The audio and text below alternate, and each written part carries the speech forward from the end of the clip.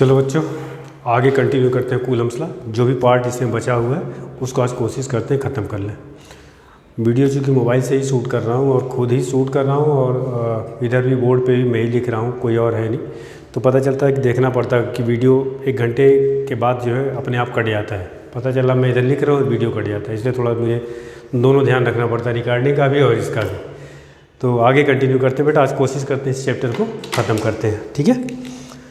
मैंने आप लोगों को लास्ट क्लास में आई थिंक 3rd कैटेगरी जो थी वो बताई थी, इक्विलिब्रियम प्रॉब्लम, जो कि बेसिकली किस पे बेस्ड थी, एसएचएम वाले चैप्टर्स, वर्क पावर एनर्जी वाले चैप्टर से। अब चूँकि उसमें मैंने आपको सिखाया था कि स्टेबल इक्विलिब्रियम कब होगा और अनस्टेबल कब होगा। अगर स्टेबल इक्विलिब्रियम है तो उसी से आपका नया चैप्टर बनता है एसएचएम। तो आज बेसिकली हम लोग नई कैटेगरी जो एसएचएम पर बेस्ड क्वेश्चन हो के उस पर डिस्कशन करते हैं। तो चलिए आप लोग क्वेश्चन नोट भी कर लीजिए। आपकी आज 4th कैटेगरी है, इसकी कैटेगरी 4 जो आपको मैं करा रहा हूँ, है ना। कैटेगरी 4 ये आप कर सकते हैं एसएचएम प्रॉब्लम है। एसएचएम प्रॉब्लम का मतलब ये हुआ कूलम्स लॉ और एसएचएम को मिक्स करता हुआ ये क्वेश्चन आपका, दोनों को लिंक करता हुआ, या कह सकते हैं दोनों चैप्टर के कॉन्सेप्ट इस पे लगेंगे, ठीक है। क्वेश्चन ये है, आप नोट कर लीजिए। If charge Q is slightly displaced and released, then find out the time period of oscillation as shown in the figure। देखिए फिगर में क्या दे रखा है, इधर बनाता हूँ फिगर आपका इस पार्ट में एक चार्ज यहाँ पे दे रखा है Q, दूसरा चार्ज आपका दे रखा है Q। इसके बीच की डिस्टेंस ले लिया गया 2r, क्या लिया है 2r। इसके मिड पॉइंट पर एक 3rd चार्ज है कैपिटल Q, ठीक, जिसका मास क्या दे रखा है m दे रखा है, ठीक है। चार्ज Q मास है, और आपको ये इस चार्ज को क्वेश्चन में कहा है if charge capital Q is slightly displaced and released. इसको स्लाइटली डिस्प्लेस करके रिलीज कर दिया गया। मान लीजिए इसको स्लाइटली डिस्प्लेस किया गया x और रिलीज कर दिया गया, तो ये क्या करेगा, एसएचएम करेगा, क्योंकि स्टेबल इक्विलिब्रियम है। कल मैंने आपको समझाया था पिछली वीडियो में। तो ये एसएचएम करेगा तो इसका टाइम पीरियड बेसिकली पूछा गया है कि टी क्या होगा इसका। चलिए देखिए कैसे निकालते हैं इसको हम लोग। सपोज के लिए इसको मिड पॉइंट से स्लाइटली इसको एक्स डिस्प्लेस किया गया, तो इसका मतलब यहाँ पे जब चार्ज पहुँचा तो इस समय डिस्टेंस क्या होगा इसके बीच की, r + x, और इधर का क्या हो जाएगा r - x, ठीक है। तो जब यहाँ आया तो इसके बीच की डिस्टेंस क्या होगी, बढ़ी, तो फोर्स क्या होगा, कम होगा, ठीक है। तो ये चार्ज जो है इसको इधर डिस्प्लेस करेगा, मान लीजिए F1, फोर्स इधर लगेगा, और ये चार्ज इस चार्ज पर इधर फोर्स लगाएगा F2, ठीक। नेट फोर्स कितना होगा, तो F1 की वैल्यूज कितनी हो जाएगी, देखिए F1 = K small q capital Q K Q1 Q2 / r²। Distance कितना हो गया बेटा, r + x²। और F2 की वैल्यूज कितनी हो जाएगी, K Q r - x²। ये दोनों फोर्स निकल गए। अब आप नेट फोर्स कैलकुलेट कर लीजिए, ठीक। तो हालांकि नेट फोर्स जो होगा वो किधर होगा, लेफ्ट में होगा, मतलब F2 - F1, लेकिन निकालना है F1 - F2। क्यों निकालना भी आपको पता लगेगा। तो हम यहाँ कैलकुलेट कर रहे हैं F1 - F2, Fnet = F1 - F2। तो ये आपका देखिए K small q capital Q तो आपका कॉमन हो गया, ये आ गया r + x² - 1/r - x²। इसको सॉल्व करिए आप, K स्मॉल q और यहाँ आपका आ जाएगा, ये यहाँ आएगा और ये यहाँ आएगा, तो ये इसको ओपन भी कर दे रहा हूँ, r² + x² + 2xr, ये हो गया, माइनस ये आपका आ जाएगा r² + x² + 2xr, और होल अपान आपका हो जाएगा r² - x² का होल स्क्वायर, ठीक।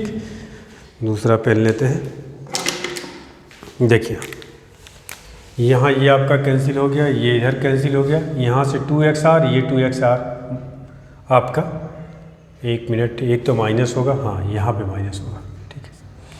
तो ये आपका हो जाएगा K Q, यहाँ से -2xr, यहाँ से -2xr, तो कितना हो जाएगा 4xr upon r square minus x square whole square, ये आया एफ नेट। इसको लिखा गया if q is slightly displace, slightly का मतलब x is very very less than r, ठीक है।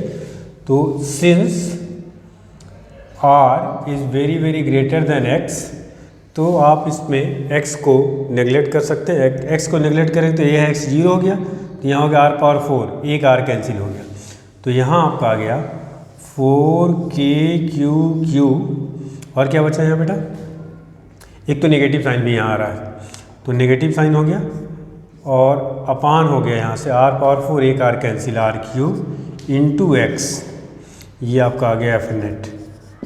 अब याद करिए, अगर SHM आपको याद हो तो वहाँ पढ़ाया गया था, देखिए थोड़ा मैं याद करा रहा हूँ आपको। एफ नेट इक्वल्स टू, जिसको हम कहते हैं restoring force, if F net equal to minus k x, then time period का फॉर्मूला क्या होता था, t इक्वल टू 2π√m अपान के, एक्स का जो भी कोफिशिएंट है। इसीलिए ताकि यहाँ नेगेटिव साइन आ जाए, इसलिए हमने f1 माइनस f2 कैलकुलेट किया है, ठीक है।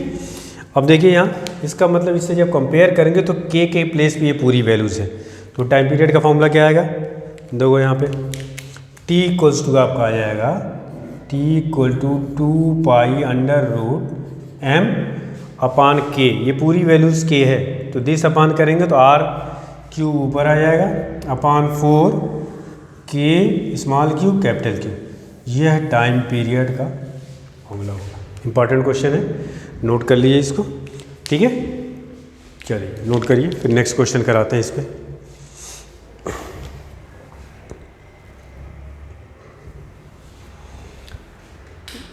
ये तो पहला एग्जांपल था SHM पे लिंक्ड, एक क्वेश्चन और इस पे कराते हैं।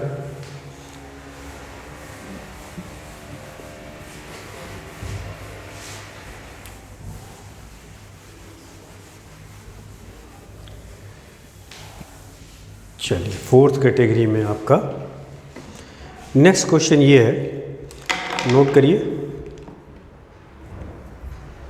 If capital Q is slightly displaced perpendicular to the line joining and released, then find out the time period of oscillation, और ये आपको फिगर दे रखा है, ठीक है।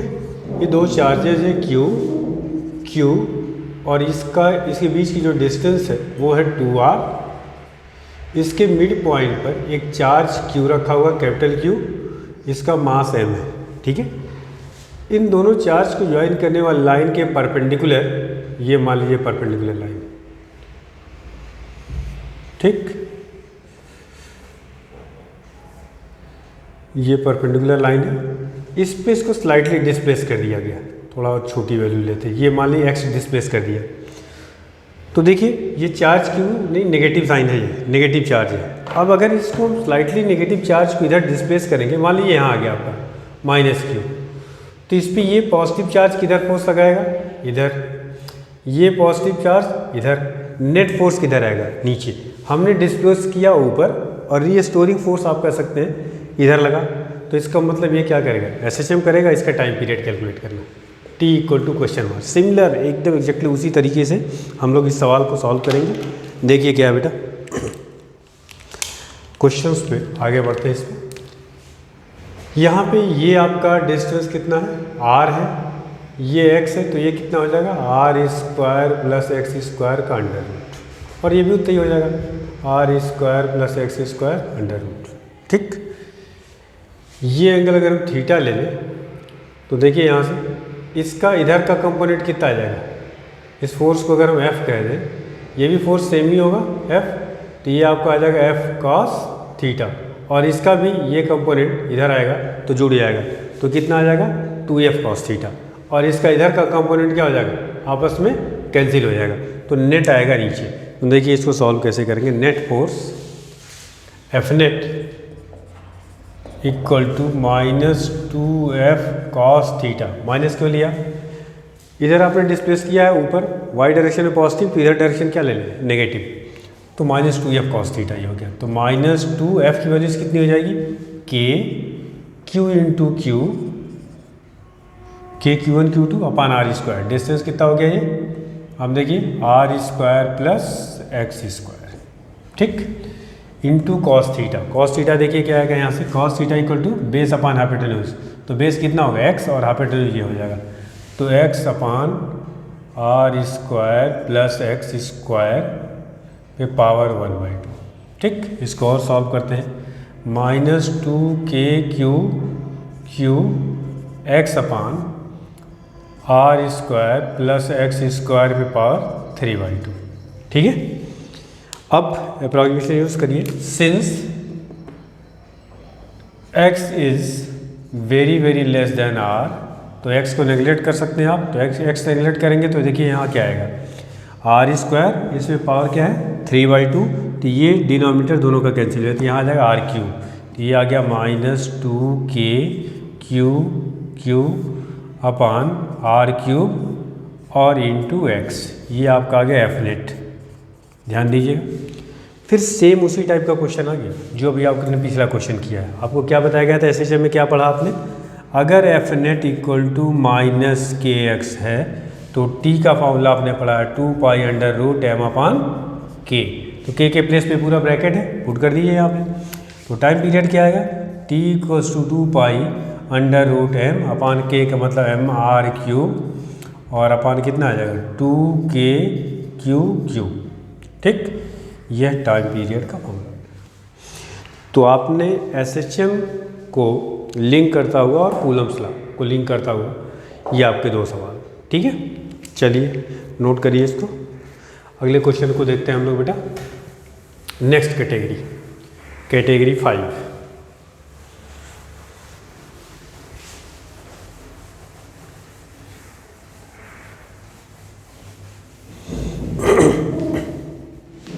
कैटेगरी 5 आपका है pendulum problem. Category 5 pendulum problem, देखिए कैटेगरी 5 ये है आपका पेंडुलम प्रॉब्लम। ठीक, पेंडुलम प्रॉब्लम में देखिए सवाल कैसे बनते हैं और बहुत इंपॉर्टेंट होते हैं, आपने हर किताबों में इस तरह के सवाल देखे होंगे। क्वेश्चन ये है, ठीक है, इसको समझते हैं, कुछ बेसिक चीज़ें आपको बताते हैं पेंडुलम प्रॉब्लम क्या होंगे। जैसे मान लीजिए, समझने की कोशिश करिए इसको, ये एक मान लीजिए इस छत से हमने दो इंसुलेटिंग थ्रेड लिए, दोनों की लेंथ क्या है L, और दोनों को एक बॉल से बांध दिया गया ऐसे, तो जाहिर सी बात है कुछ ये इस तरह की सिचुएशन हो जाएगी, क्योंकि ये आपका बॉल, इसका चार्ज Q मास है और दूसरा बॉल है चार्ज Q मास है। ठीक, क्योंकि आपस में इसमें रिपल्सन होगा, एक समय ऐसा आएगा कि इक्विलिब्रियम में हो जाएंगे, इस पे इलेक्ट्रिकल फोर्स इधर लगेगा और इस पे इधर लगेगा। ठीक है, Fe, और ये कुछ इस तरह की सिचुएशन हो जाएगी। मान लीजिए वर्टिकल से इन दोनों थ्रेड की एंगल क्या है, थीटा है। ठीक, चार्ज इसमें Q, इस बॉल पे मास इसका M, इस पे इलेक्ट्रिक। अब पहले तो ये कैलकुलेट करिए कौन कौन से फोर्स इस पे लगेंगे, इसको अलग लिख लेता हूँ बेटा। चलो, यही चार्ज Q और मास इसका सेम है, लिख ले रहा हूँ क्योंकि फिगर कॉम्प्लिकेटेड हो जाएगा। एक तो इसका mg नीचे लगेगा, ठीक, ग्रेविटेशनल फोर्स। मान लीजिए इस थ्रेड की लेंथ जो है दोनों की बराबर है, ये L दे रखा है। ठीक है, तो इसमें टेंशन कितनी आएगी, T इधर इस डायरेक्शन में लगेगा। इसका मतलब यह हुआ इसमें तीन फोर्स से एक साथ लग रहे हैं, Fe इधर, ग्रेविटेशनल फोर्स इधर और टेंशन इधर। ठीक, हम चाहें तो इसको लॉमीज थ्योरम से भी इस क्वेश्चन को सॉल्व कर सकते हैं, लेकिन पहले बिना लॉमीज के मैं आपको बताता हूँ। ये अगर थीटा है तो ये भी एंगल क्या होगी, थीटा होगा। इस T को ब्रेक कर लीजिए, तोड़ लीजिए, तो ये आपको आ जाएगा T cos थीटा, और ये कंपोनेंट कितना आ जाएगा, T sin थीटा। ठीक, इसका मतलब अब चार फोर्सेज हो गए, एक T sin थीटा जिसको बैलेंस कर रहा है Fe, T cos थीटा जिसको बैलेंस कर रहा है mg। तो दो इक्वेशन आपको बनेंगे, देखिए यहाँ से। पहला आपका है T sin theta is equals to Fe, और Fe की वैल्यू अगर आपको लिखनी हो तो क्या लिखेंगे, देखिए यहाँ Fe equals to 1/4 pi epsilon naught Q square upon इनके बीच की डिस्टेंस कितनी होगी बेटा, ध्यान दीजिए, ये एंगल थीटा है, ये आपको एल है, तो ये कितना हो जाएगा एल साइन थीटा, ये इतना आपका हो गया एल साइन थीटा, तो ये भी एल साइन थीटा, तो टोटल कितना हो जाएगा 2l sine theta, 2l sine theta का होल स्क्वायर। इसको इक्वेशन बंद कर लेते हैं। दूसरा आपका देखिए क्या इक्वेशन बनेगा, t cos theta equals to mg, ये सेकेंड इक्वेशन हो गया। ये दो इक्वेशन मेन है, सारे क्वेश्चन इसी पे सॉल्व होंगे। अगर इन दोनों इक्वेशन को मैं डिवाइड कर दूं तो t और t cancel, sine theta upon cos theta क्या आ जाएगा टेन थीटा, तो टेन थीटा इक्वल टू इधर कितना आ जाएगा एफ ई अपान एम जी, तो यहाँ से एफ ई इक्वल्स टू क्या आ गया बेटा एम जी टेन थीटा। ये ध्यान रखिएगा, ये भी एक फॉर्मूले की तरह यूज़ करते हैं। तो ये तीन आपके इक्वेशन हैं, ठीक है, इन्हीं तीन इक्वेशन से सारे क्वेश्चन सॉल्व आपके होंगे। अब देखिए इसमें क्या क्या कितने अननोन हैं। देखिए इधर आपका Q है, इधर आपका L है, ठीक है, इधर आपका M है और आपका थीटा है, चार ये हो गए, ठीक है। तो ये और क्या बचता है, चार्ज Q हो गया, M हो गया, ये दो अननोन हो गए, L आपका 3 हो गया, थीटा हो गया 4, ये आपका T हो गया 5। इन 5 अननोन में से कोई भी दो दिया होगा, दो नहीं बल्कि तीन दिए होंगे, दो आपको निकालने होंगे, इन्हीं दोनों इक्वेशन से निकलेगा, ठीक है। तो क्वेश्चंस बहुत सारे बनाए जा सकते हैं, एक दिया होगा दूसरा कैलकुलेट करना होगा, इस तरह के। लेकिन ये जो भी सवाल सॉल्व होंगे वो इन्हीं इक्वेशंस में सॉल्व होंगे, इसलिए इसको ध्यान रखना है, ठीक है। चलिए इसको नोट कर लिए, ये इंपॉर्टेंट। अभी इस पर क्वेश्चन और आपको हम कराते हैं।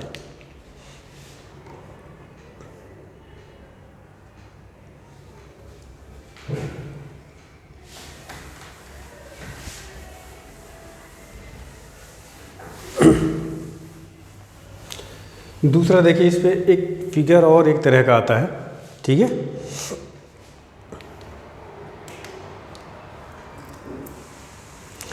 एक तरह का सवाल ये है, मान लीजिए ये दोनों अभी एक ही जगह से बंधे हुए थे, एक ही पॉइंट से दोनों रस्सियाँ बंधी हुई थी, दोनों थ्रेड एक ही जगह से बंधे हुए। जरूरी नहीं, मान लीजिए एक यहाँ बंधा हुआ और एक यहाँ बंधा हुआ, ठीक है, और एल लेंथ पे एक बॉल हैंग किया गया और एक इधर। इसके बीच की जो डिस्टेंस है वो है d, क्लियर। इसका चार्ज q मास m, इस पे चार्ज q मास m है, इस बार नेगेटिव चार्जेस हैं, तो जाहिर सी बात एक दूसरे को अटैच करेंगे। तो मान लीजिए ये यहाँ आ गया बॉल और ये कुछ सिचुएशन ये बन गई, ये एंगल आपको दे रखा है थीटा, ये भी आपका क्या होगा थीटा, ठीक। अब इसके बीच की डिस्टेंस सबसे पहले तो बताइए क्या हो जाएगी। फोर्स ऑफ अट्रैक्शन लग रहा है, इस पे एफ ई इधर लगेगा, एम जी नीचे लगेगा और टी यहाँ लगेगा। ठीक उसी तरह से फिर इसको ब्रेक करेंगे। तो देखिए यहाँ जरा इसके बीच की डिस्टेंस कितनी जाएगी, ये तो डी है, ठीक है, और ये अभी आपको कितना बताया गया था, यहाँ से यहाँ तक की डिस्टेंस एल साइन थीटा, और ये भी एल साइन थीटा कम हो जाएगा, तो टोटल ये डिस्टेंस आपका हो जाएगा ये इन दोनों बॉल के बीच का d minus 2l sine theta, ये हो जाएगा। अब देखिए यहाँ पे इक्वेशन कैसे बनेगा, इसको समझते हैं। इस पे क्वेश्चंस आपके आते हैं और ये आपके एलएन की शीट आप उठाएंगे तो उसमें भी आपको मिलेगा ऐसा क्वेश्चन। तो यहाँ से आपका इक्वेशन जो बनेगा, तो ये पहला तो होगा, देखिए इस t को रिजॉल्व करेंगे तो यहाँ क्या आएगा, ये कौन सा कंपोनेंट बनेगा, इसको अलग कलर से लिखता हूँ, t cos थीटा, और इधर का कंपोनेंट क्या आएगा t साइन थीटा। तो इसका मतलब इक्वेशन आपका बनेगा t sine theta equals to F E, और एफ ई को हम चाहें तो कितना लिख सकते हैं 1/4 pi epsilon naught q square upon distance कितनी हो गई d minus 2l sine theta का होल स्क्वायर, ठीक। और t cos theta is equals to क्या हो जाएगा आपका mg। तो ये दो इक्वेशन यहाँ पे भी आपके काम के हैं, ध्यान रखिएगा। अब इसमें से कुछ भी पूछा जा सकता है, हो सकता है कि tan थीटा का फार्मूला पूछ दे या इस पे न्यूमेरिकल पूछा जा सकता है। तो ये दोनों आपको ध्यान रखना है कि किस तरह से रिजॉल्व किया गया है और किस तरह से इसकी बैलेंसिंग की गई है, ठीक है। चलिए इसको नोट करिए। अब इस पर क्वेश्चन से एक दो कराते हैं।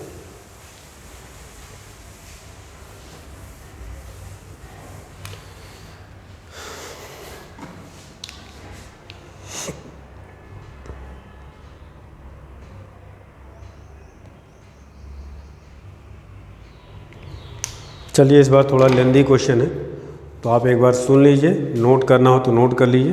क्वेश्चन ये है, 2 spheres each having mass mkg and charge q coulomb are separated from a point by insulating thread each l metre long. अभी जो मैंने आपको बताया सेम उसी टाइप का, बट ऑफ नेग्लेजिबल मास। एक ही जगह से हैंग किए गए, सेम वही क्वेश्चन है उसी तरह का। देखिए ये 2 बॉल हैं, ऐसे हैंग किए गए हैं आपको, ठीक। इसकी लेंथ l दे रखी है, ये आपके क्वेश्चन में थीटा दे रखा है, इस पे चार्ज आपका q, मास m, इसका भी चार्ज q और मास कितना है m है, ठीक। और आपसे कह रहा है कि वर्टिकल से थीटा एंगल फ्रेम कर रहा है। आगे क्वेश्चन ये, एक बार पूरे क्वेश्चन को मैं पढ़ दूँ। 2 spheres each having mass mkg and charge q coulomb are separated from a point by insulating thread each l metre long but of negligible mass. If theta is the angle each thread makes with the vertical when equilibrium has been attained then prove that. Proof क्या करना है ये देखिए, q square equals to 4 pi epsilon naught 4 mg l square sine square theta into tan theta. ये आपको proof करना है, ठीक है। बहुत ही आसान क्वेश्चन है। देखिए, देखो बेटा, ये आपकी प्रूविंग और ये सारा अच्छा पिछले क्वेश्चन में ये आपको समझाया इलेक्ट्रिकल फोर्स किधर लगेगा, इधर टेंशन, इधर mg इधर, और इसको रिजॉल्व किया था अभी। ये आपका आया था t cos थीटा, इधर कितना आएगा t sin थीटा। तो भी आपको मैंने थर्ड इक्वेशन बताया था Fe equals to mg tan theta, पिछले क्वेश्चन में समझाया था आपको। अब देखिए Fe की वैल्यूज नोट करिए यहाँ पे। Fe इक्वल्स टू क्या होगा, 1/4 pi epsilon naught q square अपान, इसके बीच की डिस्टेंस कितनी बताई थी, ये देखिए l है, तो ये कितना होगा l sin theta, l sin theta. तो ये टोटल हो जाएगा 2l sin theta whole square equal to mg tan theta. Clear है, कोई दिक्कत नहीं यहाँ तक। अब आपको निकालना, प्रूफ क्या करना है, क्यू स्क्वायर की वैल्यू निकालनी है। तो क्यू स्क्वायर इक्वल टू देखिए 4 पाई इधर जाएगा, 4 पाई एप्सिलॉन नॉट, यहाँ देखिए 4l स्क्वायर साइन स्क्वायर आएगा, और यहाँ पे mg है तो 4mg, ठीक है, l square sine square theta tan theta. ये आपका कंप्लीट हो गया प्रूफ यहाँ में। और ये क्लास 12th में भी आया हुआ है CBSE बोर्ड में, और आगे भी कई सारे कंपटीशन में पूछा गया, तो इंपॉर्टेंट क्वेश्चन नोट कर लीजिए इसको। चलिए और क्वेश्चन देखते हैं इस पर। आज कोशिश किया जाए कि इस टॉपिक का समापन हो जाए। ये आप कैटेगरी 5 कर रहे हैं, पेंडुलम प्रॉब्लम। देखिए इस पर एक सवाल और करते हैं। पहले क्वेश्चन को सुनिए ध्यान से, क्या है, या नोट करना हो नोट कर लीजिए। 2 similar balls each having mass m and charge q are hung from a silk thread of length l। Same type का सवाल, वही फिगर बनेगा। ये कुछ सिचुएशन, चार्ज q, मास m, लेंथ l, ठीक। प्रूव दैट, क्वेश्चन क्या है, prove that the equilibrium separation. Equilibrium separation मतलब ये अगर डिस्टेंस मान लें हम x, इक्विलिब्रियम सेपरेशन है ये, तो x इक्वल टू आपको प्रूफ करना है q square l upon 2 pi epsilon naught mg whole पे पावर 1/3, ठीक है। When each thread makes a small angle theta with the vertical. Theta के बारे में क्या दे रखा है, थीटा इज स्मॉल, ये ध्यान रखना, क्वेश्चन में दे रखा है आपको थीटा इज स्मॉल, ठीक है। अब इसको सॉल्व करते हैं, बहुत ही आसान है। और अभी जो पिछला कॉन्सेप्ट बताया गया है उसी कॉन्सेप्ट पे है, कुछ अलग नहीं है। देखिए नेक्स्ट इस क्वेश्चन में अभी आपको बताया गया Fe equals to mg tan theta, ठीक है। चलिए सॉल्व करिए। 1/4πε0 क्यू स्क्वायर, इसके बीच का सेपरेशन कितना लिया आपने, x लिया, तो ये हो जाएगा x स्क्वायर। ठीक है। और नेक्स्ट आपका इधर आपका हो जाएगा mg tan थीटा की वैल्यूज क्या होगी। देखिए यहाँ एक चीज़ ध्यान रखिएगा, सिंस थीटा इज स्मॉल, इसका मतलब theta equal to tan theta is equals to क्या होगा, साइन थीटा।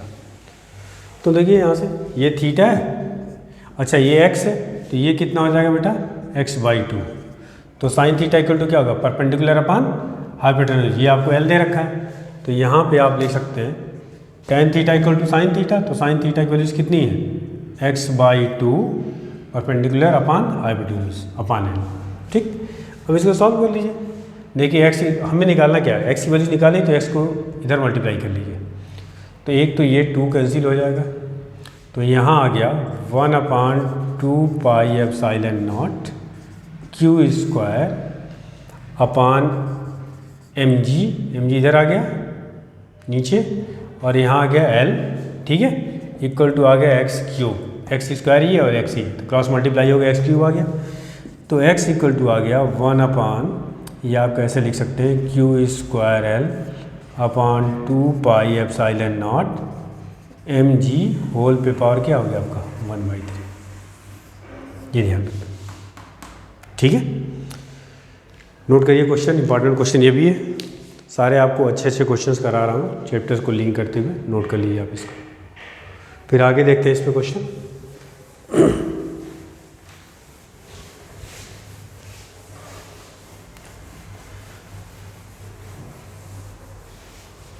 देखिए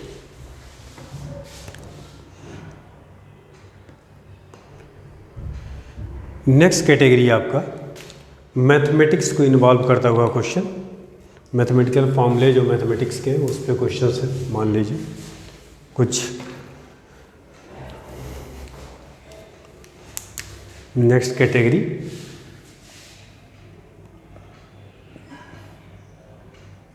मैथ्स इन्वॉल्विंग प्रॉब्लम्स। ठीक, नेक्स्ट कैटेगरी, इस पर 1-2 क्वेश्चन कराते हैं आपको, जिसमें कैलकुलस का यूज़ करते हुए, मैक्सिमम मिनिमा का यूज़ करते हुए, दूसरा आपका एपीजीपी को आपको यूज़ करते हुए सवाल होंगे। तो ये maths involving questions important questions होते हैं। देखिए क्या है,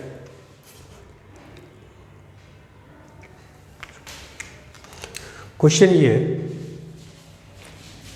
ये आपका x एक्सिस और y एक्सिस, इस ओरिजिन पर एक 1 कूलम का चार्ज रखा हुआ, कितने का, 1 कूलम चार्ज। ठीक है, यहाँ पे आपका 1 2 3 4 ऐसे कुछ, यहाँ 1 कूलम है। ठीक है, यहाँ पे जिसकी डिस्टेंस क्या है, 1 मीटर है। ये दूसरा चार्ज है यहाँ पे 2 कूलम का,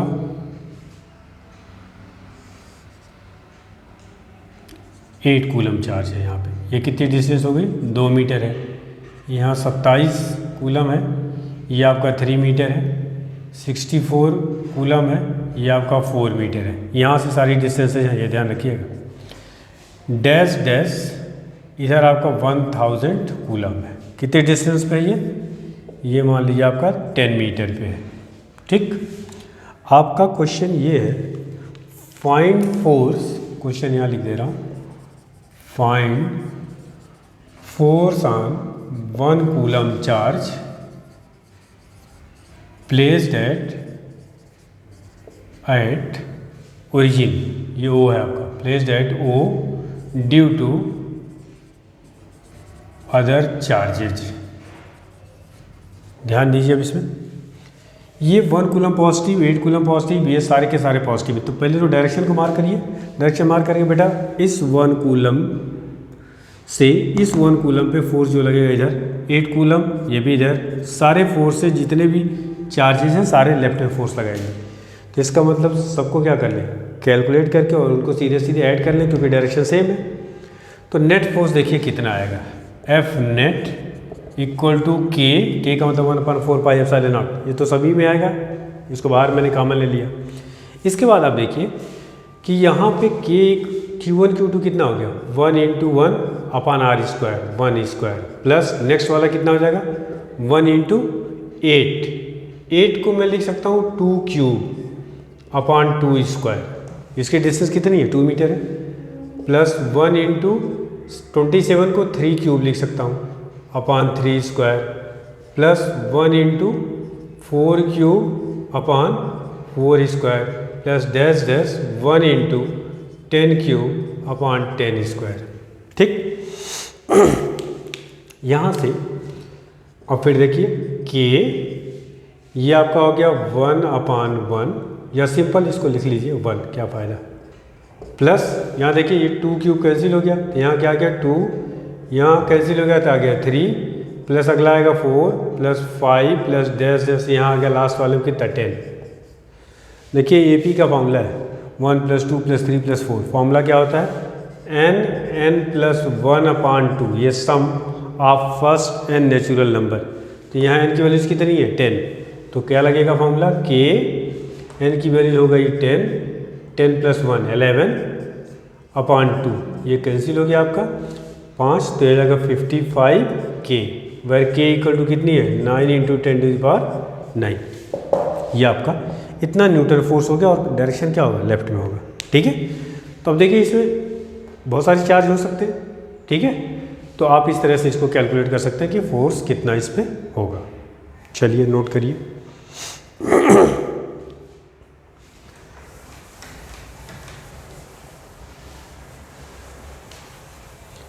नेक्स्ट क्वेश्चन हम लोग करते हैं इस पर। इस तरह से जीपी का भी फॉर्मूला इन्वॉल्व करके बनाया जा सकता है, या आपका sum of square of n natural number का फॉर्मूला उस पर भी सवाल बन सकते हैं।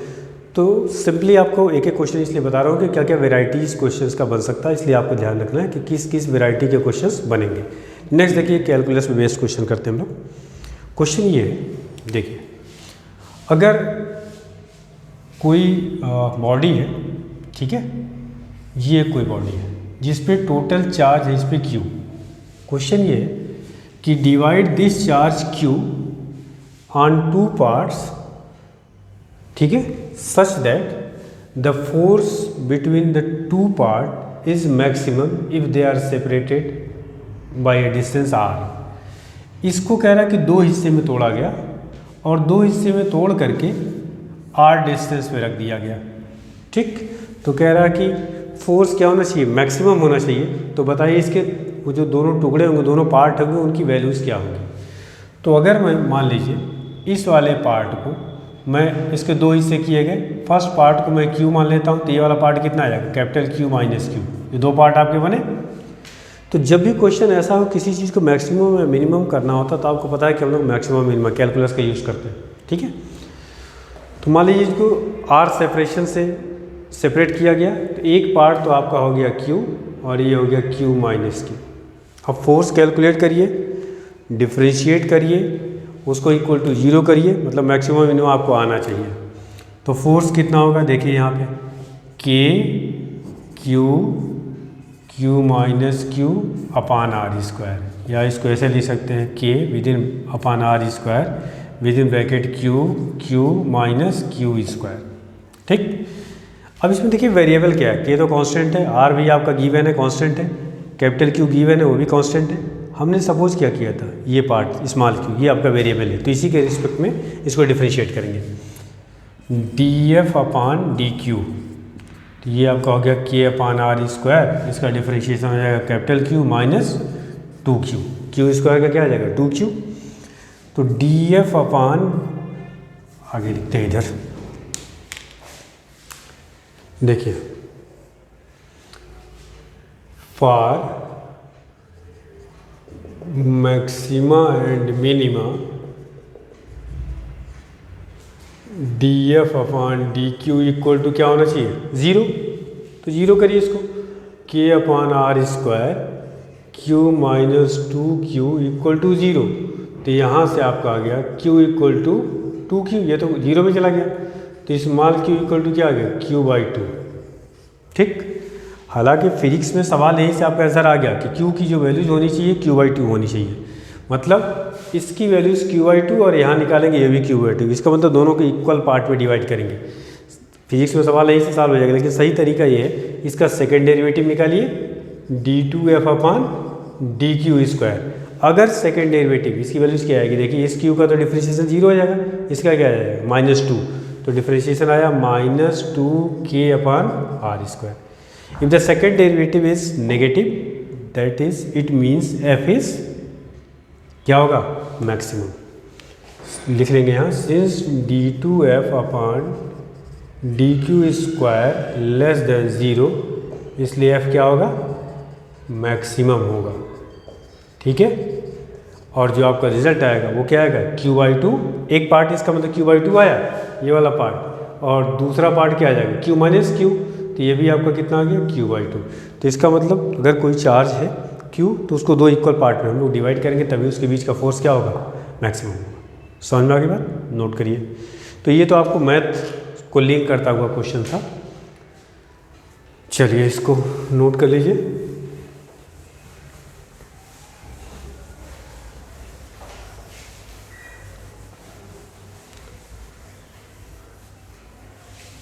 देखो आगे बढ़ते हैं हम लोग।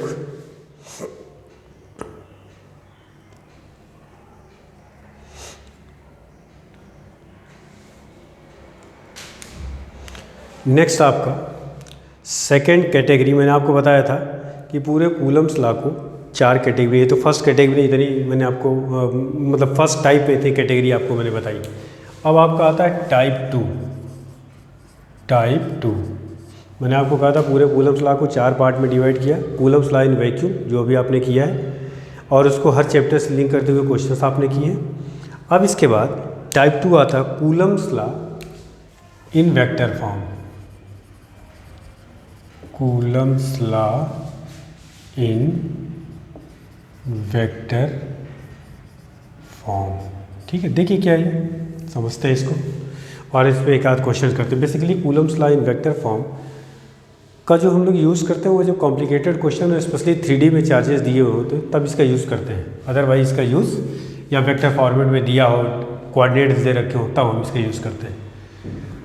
देखिए मान लीजिए एक चार्ज है आपका Q1 और दूसरा चार्ज है ये Q2। सपोज के लिए दोनों चार्ज सिमिलर चार्जेस हैं। इसका पोजीशन वेक्टर है R1 और इसका पोजीशन वेक्टर है आपका R2। ठीक है, ये पॉइंट A है, ये पॉइंट B मान लेते हैं। ठीक, ये वेक्टर इसका पोजीशन वेक्टर हो गया। पोजीशन वेक्टर तो समझते होंगे, किसी भी पॉइंट को अगर आप ओरिजिन से ज्वाइन कर देते हैं, ओरिजिन से उस पॉइंट की तरफ जो डायरेक्टेड वेक्टर होगा that is the position vector of that charge with respect to origin. ठीक है, ये R2 वेक्टर आपका। तो इसकी वैल्यूज क्या आ जाएगी, देखिए अगर ट्रायंगल ला आपको आता हो, ट्रायंगल लाइन वेक्टर, अच्छा इसमें फोर्स का डायरेक्शन क्या इधर होगा, F21, इसका मतलब force on second charge due to first charge, और इधर हो जाएगा F12। मान लीजिए आपको इस पर फोर्स कैलकुलेट करना है इस चार्ज पे। ठीक है, तो ये देखिए अभी तो फिलहाल इसको अभी आप भूल जाइए, एक ही पे ध्यान दीजिए। ये आपका R2 है, R1 है। तो अगर ट्रायंगल ला लगाएंगे आप तो यहाँ पे this vector R equal to हो जाएगा R2 minus R1।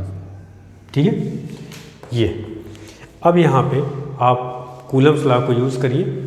F21 is equal to क्या आएगा, K Q1 Q2 अपॉन ये आपका R स्क्वायर। R स्क्वायर का मतलब क्या होगा बेटा, R2 माइनस R1 वेक्टर का मॉड का स्क्वायर इनटू, इधर चूंकि आपने वेक्टर लिखा है तो इस डायरेक्शन को रिप्रेजेंट करने के लिए क्या लिखेंगे आप, देखिए यहाँ ये आपका R कैप यूनिट वेक्टर होगा, क्योंकि किसी भी वेक्टर को लिखने का तरीका ये होता है, अगर वेक्टर F लिखना है तो इसका मैग्नीट्यूड लिखिए इनटू F कैप लिख लीजिए।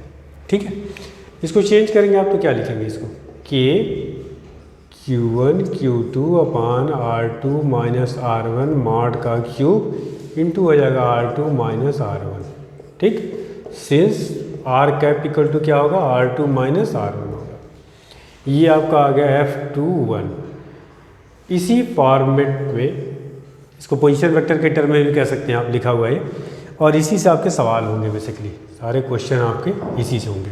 तो एक चीज़ ध्यान रखिएगा क्वेश्चन करते समय, जिस चार्ज पर फोर्स निकालना हो उस चार्ज को Q2 मान लो, उसके पोजीशन को R2 मान लो, और जिससे फोर्स निकालना उसको Q1 और R1 इस फॉर्मूले में पुट कर दीजिए, आपका सवाल हो जाएगा। ठीक है, जैसे क्वेश्चन इस पे करते हैं, ध्यान दीजिए। चलिए ऐसा ही बना देता हूँ, इसी में क्वेश्चन को चेंज कर देता हूँ। ध्यान दें, ये आपका, इसको मिटाया जाए, थोड़ा जगह हो, नोट करिए सवाल। अभी इस फॉर्मूले को नहीं मिटा रहा हूँ। मान लीजिए आपसे कह दिया है 2 charges placed at point A and B whose coordinate are, इसका कोऑर्डिनेट मान लीजिए 4, 6 है, और इसका कोऑर्डिनेट है सपोज के लिए 3, 2, और यहाँ पे जो चार्ज रखा हुआ है वो 2 कूलम है, और यहाँ पे रखा हुआ 4 कूलम।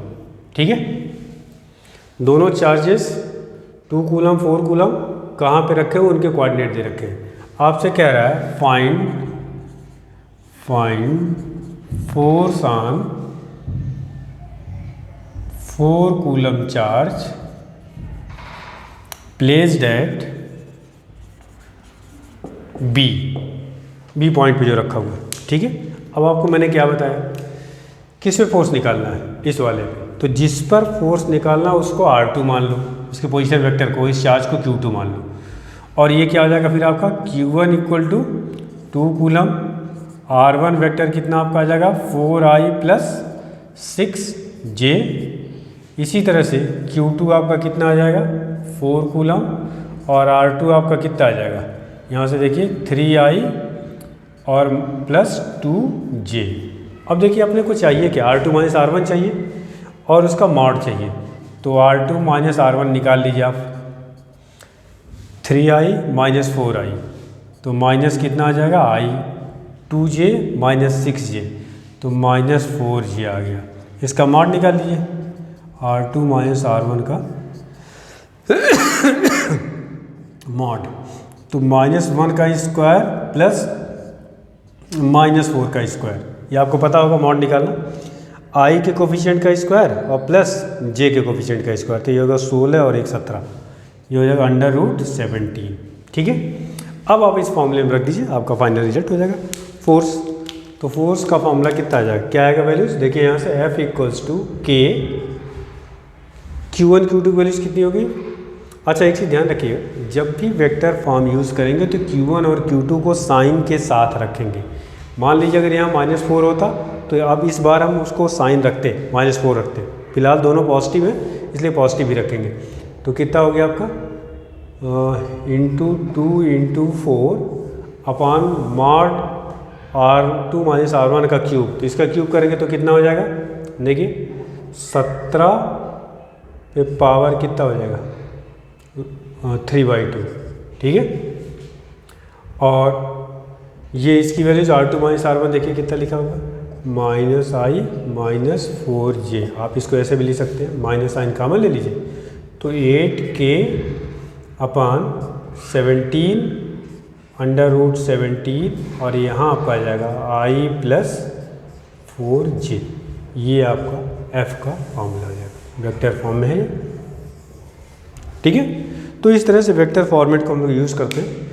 या जैसे क्वेश्चन दे दिया कि कोई क्यूब है, उसके 8 कॉर्नर पे चार्ज रखे हुए हैं, तो किसी एक चार्ज पर सारे चार्जेस से फोर्स पूछ दिया जाए, अब 3D में है तो जाहिर सी बात है आपको वेक्टर ही यूज़ करना पड़ेगा।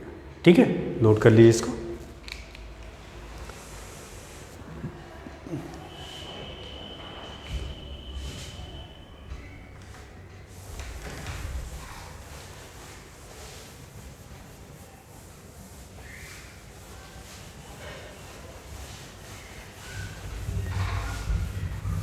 इसमें सवाल और भी कराए जा सकते हैं वेक्टर फॉरवर्ड में, बट एक एक क्वेश्चन मैं आपको करा रहा हूँ ताकि आपको एक आइडिया लग जाए किस किस तरह के क्वेश्चंस होंगे। नेक्स्ट है आपका Coulomb's law in medium type 3 Coulomb's law in medium. ठीक है, चलिए इसको देखते हैं क्या है इसमें।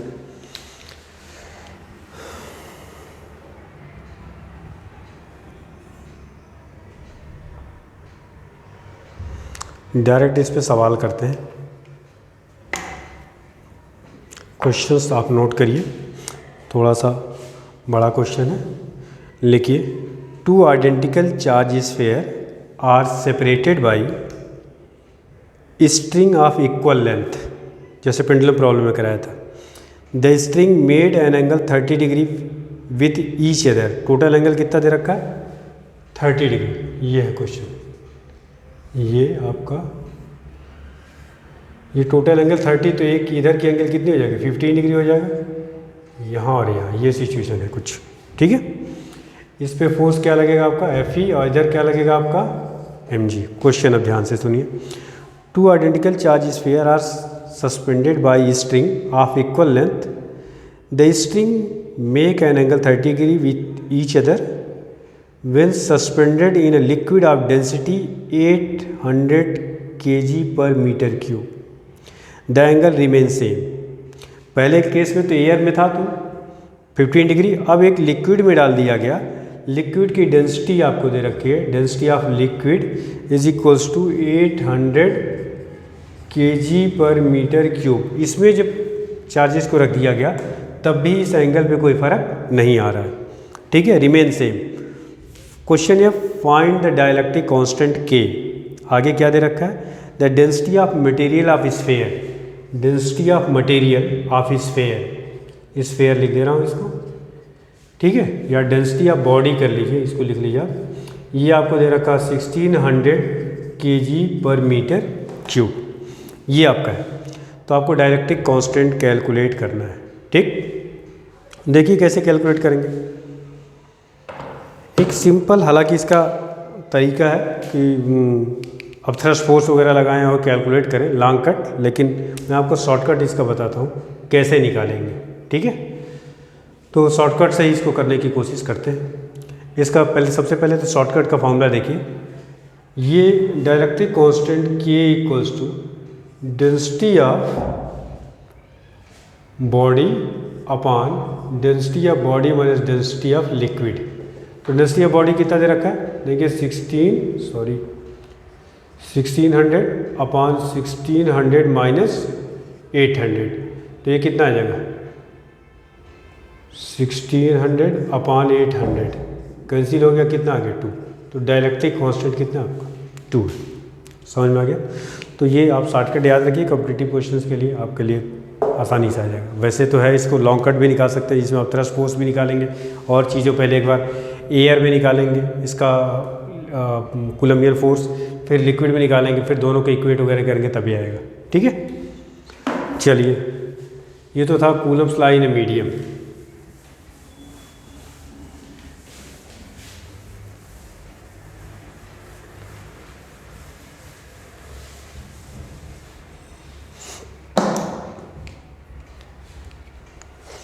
नेक्स्ट जो कैटेगरी है आपका लास्ट टाइप 4, नेक्स्ट आपका है टाइप 4, और ये आपका हो जाएगा Coulombian force due to continuous charge distribution, या electric force calculation of electric force due to CCD, continuous charge distribution. समझते हैं सवाल के थ्रू ही। एग्जाम्पल 1, पहले इस पर एक क्वेश्चन करते हैं। अभी आपने जो कूलम्स लॉ पढ़ा वो बेसिकली 2 पॉइंट चार्जेस के बीच में एप्लीकेबल था।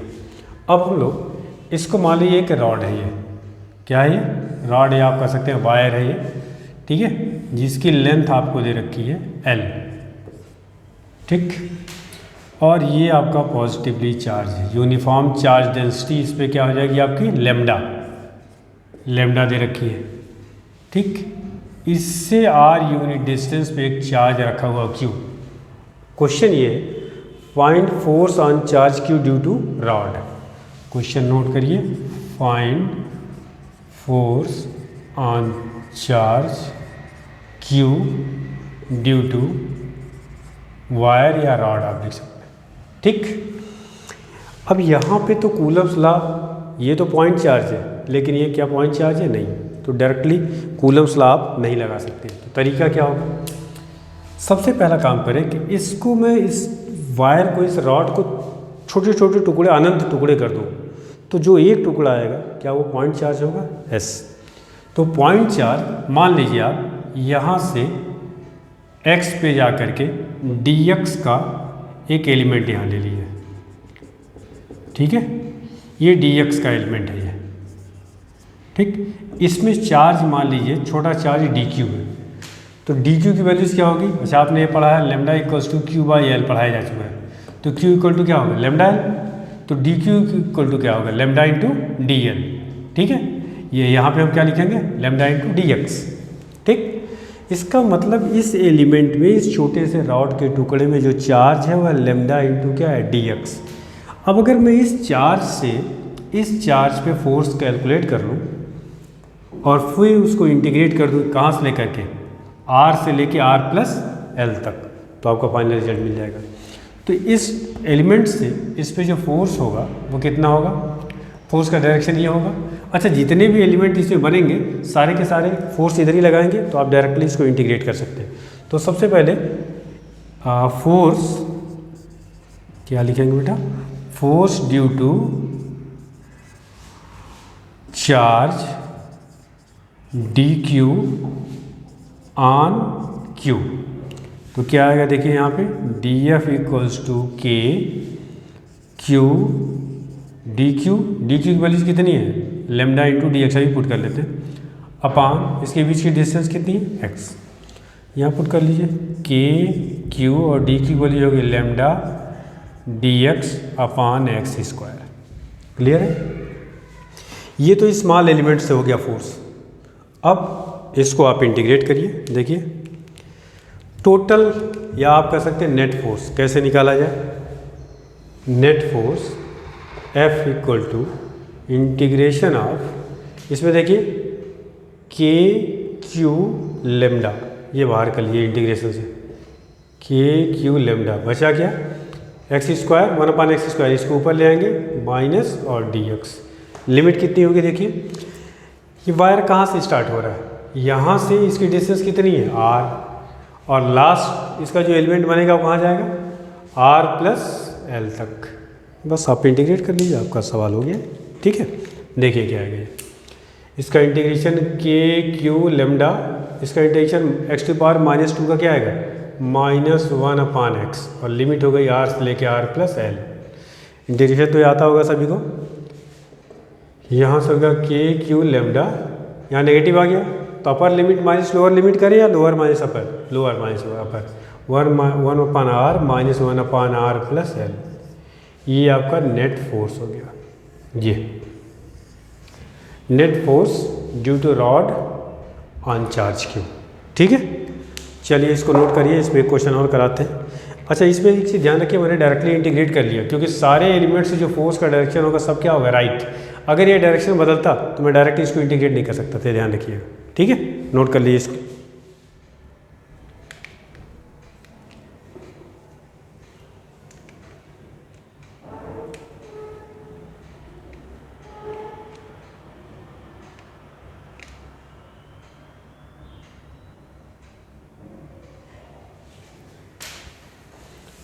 चलिए एक क्वेश्चन और इस पे करते हैं।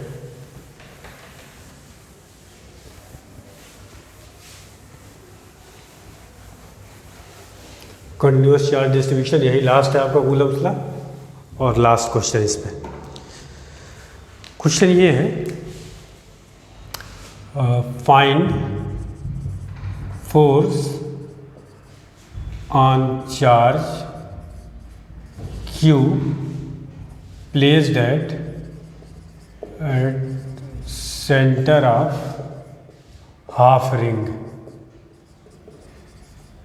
हाफ रिंग है ये, देखिए क्या है ये, कैसे इसको दिया हुआ फिगर। ये आपका सेंटर है,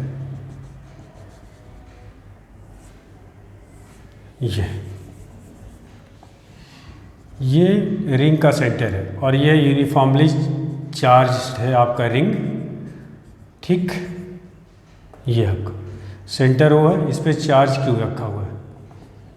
इस चार्ज पे आपको फोर्स निकालना है और ये आपका इस पे चार्ज डेंसिटी कौन सी होगी, लेमडा। लेमडा इक्वल टू क्या होता है, क्यू बाई एल, आपने पढ़ रखा है इसको, ठीक। इस पे फोर्स कैलकुलेट करना है ड्यू टू रिंग। तो क्या करते हैं, कैसे इस पे एलिमेंट लेंगे, ध्यान दीजिए, समझते हैं इसको। मान लीजिए, अच्छा इसका रेडियस आपका क्या है, आर है। इसके रेडियस को मान लेते हैं आर।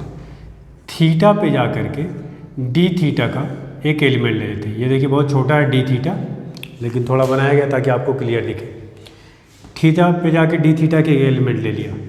इसको हटाता हूँ चार्ज, क्योंकि फिगर आपका कॉम्प्लिकेटेड हो जाएगा। ये है आपका, ये लेंथ है इतना सा। इस पे जो डी एल आप कर सकते हैं इसको, ये डी एल है। इस पे चार्ज कितना होगा, डी क्यू इक्वल टू क्या हो जाएगा, लेमडा इंटू डी एल।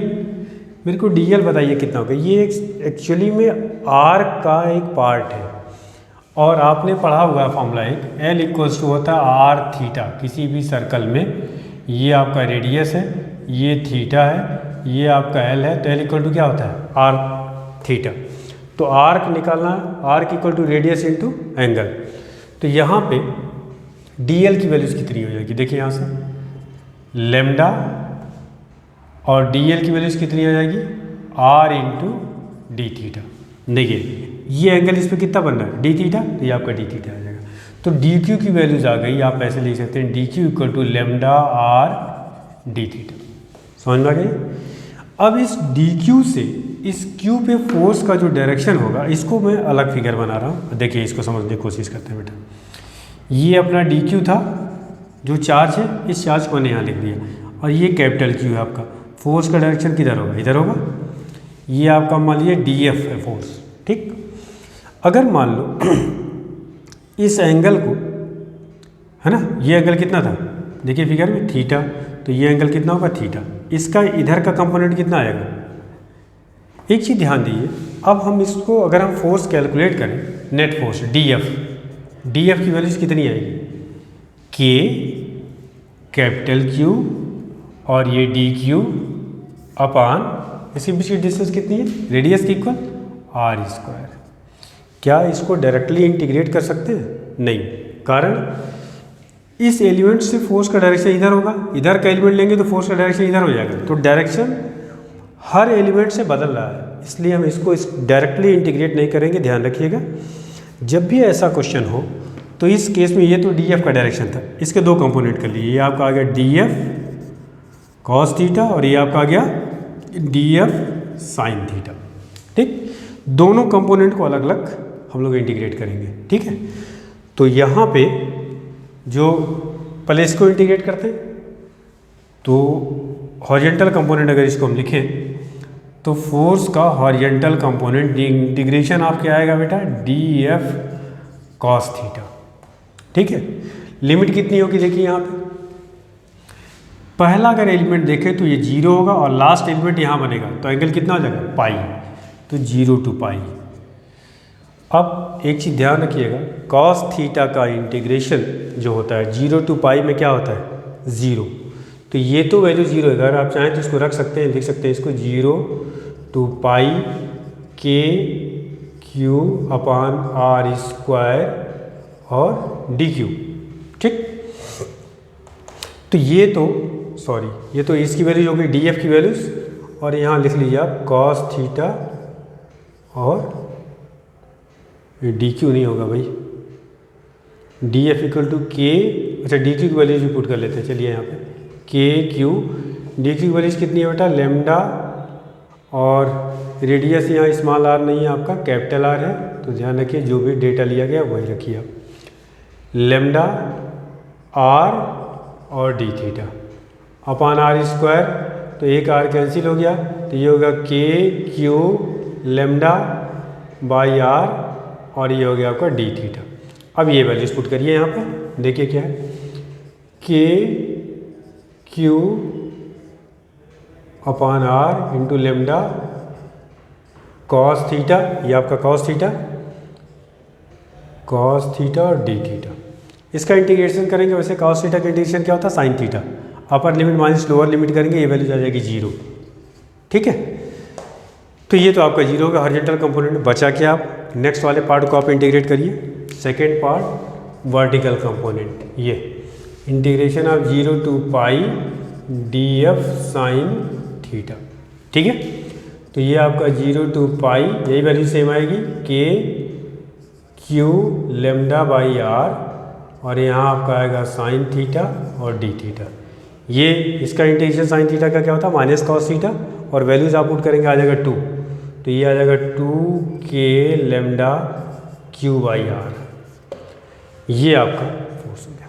समझ में आ रही बात। तो इसमें ध्यान ये रखना है कि अगर डायरेक्शन हर एलिमेंट से चेंज हो रहा है तो हम उसको एक ही साथ इंटीग्रेट ना करके उसको पहले दो पार्ट में तोड़ लेंगे, हॉरिजॉन्टल कंपोनेंट, वर्टिकल कंपोनेंट, और फिर हम उसको क्या करेंगे, इंटीग्रेट कर लेंगे अलग अलग। ठीक है, अगर मान लीजिए सपोज कर लीजिए क्वेश्चन ऐसा होता कि इसकी भी वैल्यूज कुछ आती हॉरिजॉन्टल कंपोनेंट की और वर्टिकल की भी जैसे आ रही है, तो नेट क्या हो जाता है, हॉरिजॉन्टल और वर्टिकल दोनों एक दूसरे से 90 डिग्री पे हैं, और दो वेक्टर क्वांटिटी को 90 डिग्री पे अगर है तो उसका रिजल्टेंट आपको पता है √a² प्लस b² होता है। फिर उसी से इसको कैलकुलेट कर लेते हैं। बात समझ में आ गई। ठीक है, चलो बेटा धन्यवाद। आज ही आपका कंप्लीट हो गया कूलम्स लॉ। अगली क्लास में शुरू करेंगे इलेक्ट्रिक फील्ड। ठीक है, थैंक यू।